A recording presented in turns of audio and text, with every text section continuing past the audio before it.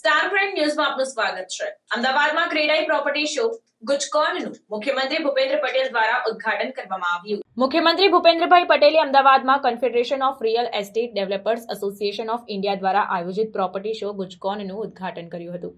આ પ્રસંગે મુખ્યમંત્રીએ સ્પષ્ટપણે જણાવ્યું કે અફોર્ડેબલ હાઉસિંગની ડેફિનેશન કન્સેપ્ટને રિવાઇઝ કરવાની જરૂર છે। નાના મકાન 1 BHK 2 BHK વધુ સંખ્યામાં કેવી રીતે બનાવી શકાય અને તે માટે ડેવલપર્સને કઈ ફેસિલિટીની જરૂર છે તેની ચર્ચા કરવા સરકાર તૈયાર છે।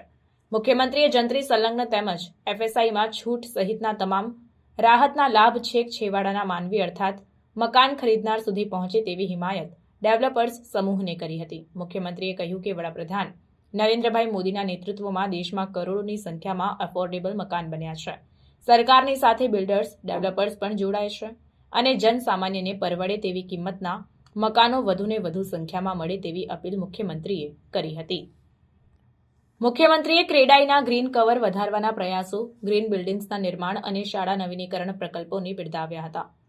આ દરમિયાન ગૃહ રાજ્યમંત્રી હર્ષભાઈ સંઘવીએ જણાવ્યું કે મુખ્યમંત્રી ભૂપેન્દ્ર પટેલના નેતૃત્વમાં વહીવટીતંત્ર, ડેવલપર્સ અને મકાન ખરીદદારો એમ બધાના હિત સચવાય તેવી નીતિ રીતિ અપનાવીને સરકાર રિયલ એસ્ટેટ સેક્ટરને ગ્રોથ અને ગતિ પણ આપી રહી છે।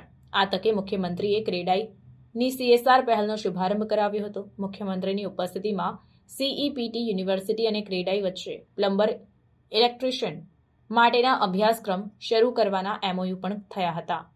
ક્રેડાઈના પ્રેસિડેન્ટ ધ્રુવ પટેલે મુખ્યમંત્રીનો આભાર વ્યક્ત કરતા કહ્યું કે ગ્રીન બિલ્ડિંગના નિર્માણ માટેના ઇન્સેન્ટિવ્સને મુખ્યમંત્રીએ બમણા કર્યા છે।